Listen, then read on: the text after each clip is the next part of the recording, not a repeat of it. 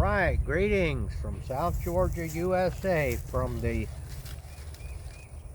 remnants of the Hurricane Helena.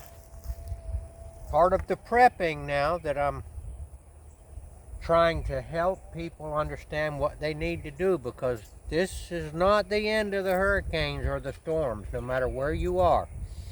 But here in South Georgia, Oriental persimmons grow very well. And they did not have any trouble with the hurricane, because now a lot of the persimmons blew off onto the ground, but we still have this one here dead ripe. These are so good, and this food is, now this one right here,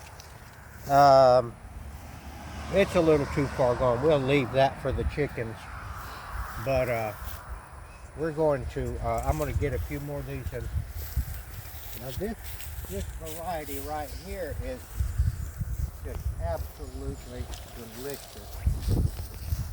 And it's called I think it's a Hyachia. And I planted this in 2010, so this is a 14-year-old tree. What a beautiful thing this is. These persimmons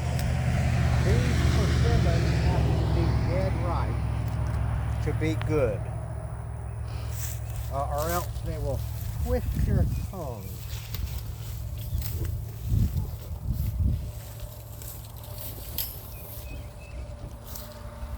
I pretty much check them every day. We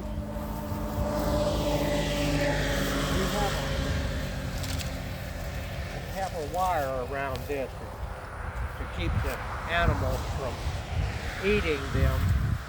And yes, they will. They also know what's good. This one here is also dead ripe. Come on. Come on. Now you have to kind of, whoa, there it went. You have to kind of twist these off. I didn't see where it went. Did you, Debbie? Keep going. Towards the fence. No, towards the fence.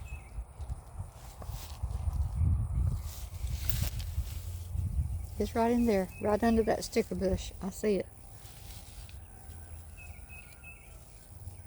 All right. In a minute, we're going to demonstrate how to eat a persimmon. Here's another dead ripe one right here. That one just fell off in my hand.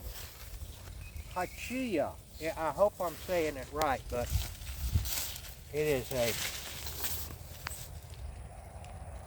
astringent variety that must be ripe. This one right here is hard. It's not ripe. And it just fell on the ground. I don't know if it'll get ripe, but we'll put it on the counter. All right, praising God. No matter what's happening, God has a plan, and all things work together for those who love God. All things work together for good for those who love God. Now you gotta be careful out here around the farm. I just poked myself with a piece of wire right there. It went through my shirt. It doesn't look too bad, but I'll clean that up with a little peroxide. It's not into the meat, it's just flesh. Now this is another one right here. This one here is called a Rosyanka. And there's another dead ripe one right there. We'll go ahead and demonstrate this one right now. I had to pull the little stings off right here. And I'm gonna get half and give Debbie half.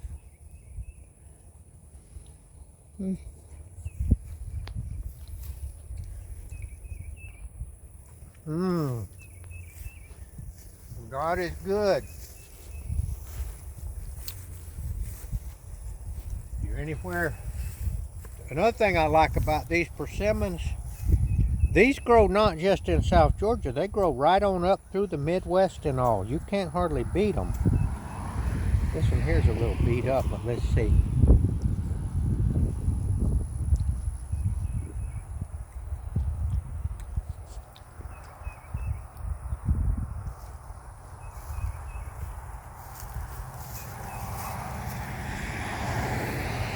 We can't keep up with them.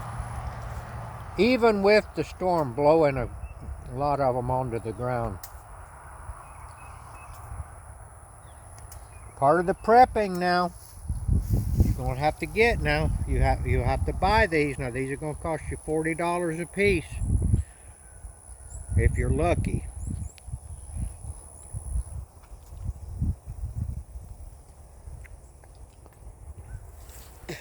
And if you learn how to graft,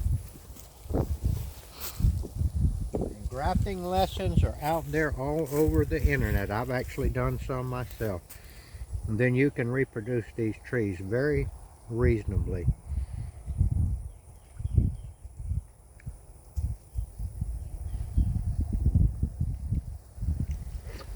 And then when the hard time comes, now we're not out of food out here.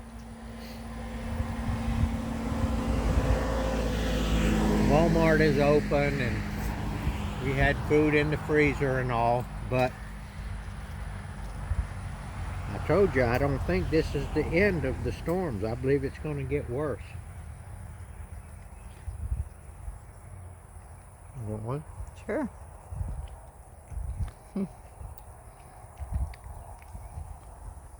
All right. We're going to put this up as a 6-minute. 7. All right. My new emphasis is on praising God, even though we don't understand what's going on or why He's letting bad things happen. You know, that's one of the reasons that a lot of people claim the reason they don't believe in God is because why would a good God let bad things happen? Well, because they don't understand that God can use bad things for good things. And a lot of times they think something is bad and they don't really know what they're talking about. Not necessarily bad. So that's not the way we think about it.